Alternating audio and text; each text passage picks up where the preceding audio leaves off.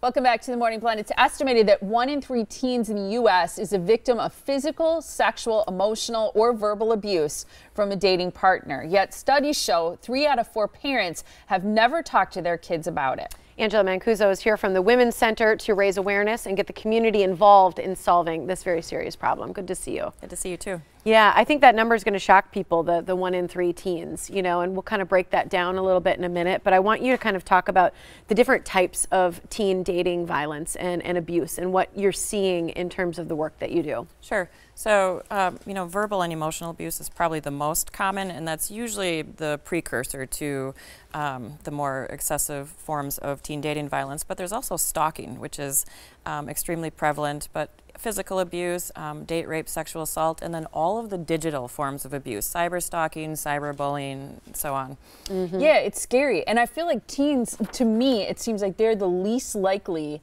to come forward to share with a friend, a teacher, a trusted adult.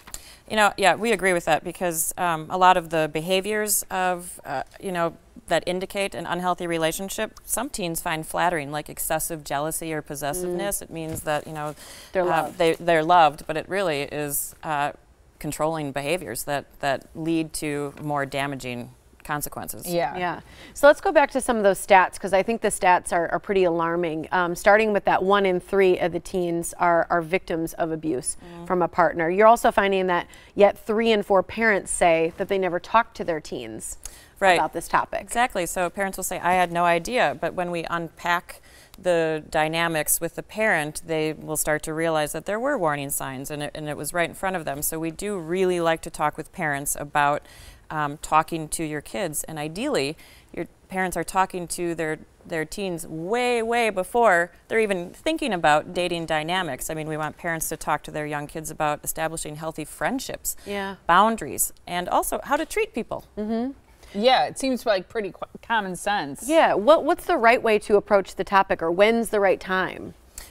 Well, if they're doing it when they're very young, but really with teens, I mean, timing is everything with teens, right? So, you know, it needs to be in a comfortable setting at a time when, you know, your teen is responsive and receptive, but parents just have to get comfortable being uncomfortable. And if the parent is uncomfortable, your teen is 50 times more uncomfortable. But it needs to be more than one conversation as well. It needs to be ongoing, and parents, you know, we encourage parents to just be open and honest. But what's also critically important is that parents are role modeling healthy behaviors, loving behaviors, and healthy relationships. And I think sometimes it seems like in talking with teens, asking questions that are not, you know, directed at a friend or something like that, but open-ended, just kind of getting some kind of gauge of their understanding or their level of knowledge about a subject, rather than sort of telling them, don't let someone control you, don't post,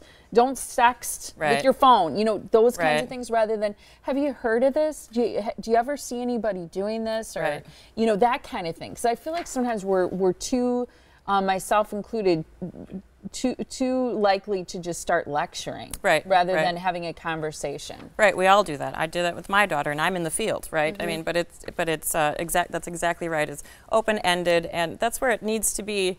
You know, I always think of it as having a conversation, but don't pile it on. So not, you know, talking to your kid if they've broken curfew or why your cell phone bill is so high. It needs to just be, you know, casual. And focused, but your teen needs to be able to trust you and know that you're not going to pass judgment immediately and or jump into lecturing, which we understand is an exercise in strength, but it can be done, and it's really necessary.